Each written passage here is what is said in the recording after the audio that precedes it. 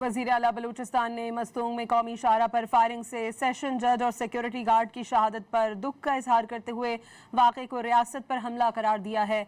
वज़ीर आला बलूचिस्तान सरफराज बुगटी ने बावर कराया कि दहशत गर्दों को हर कीमत पर अंजाम तक पहुँचाएंगे। कानून के मुहाफिजों का खून रायगा नहीं जाएगा। दहशत गर्दों और उनके सहूलतकारों के लिए कोई रियायत नहीं। रियासत की रिट को चैलेंज करने वालों को कुचल दिया जाएगा। अमन दुश्मन अनासर के खिलाफ कार्रवाइयां मजीद तेज की जाएंगी। सेशन जज अब्दुल हकीम काकड़ कोयटा से मस्तूंग जाते हुए दहशत गर्दी का निशाना बने थे। डीसी मस्तूंग के मुताबिक फायरिंग से एडिशनल सेशन जज तारिक लाशारी समेत 2 अफराद शदीद जख्मी हुए। लाशों और जख्मियों को अस्पताल मुंतकिल कर दिया गया है। पुलिस की भारी नफरी ने इलाके की नाकाबंदी करके मुल्जिमान की तलाश शुरू कर दी। मस्तूंग वाक़े के खिलाफ बलूचिस्तान बार काउंसिल ने 2 रोज़ा हड़ताल का ऐलान कर दिया।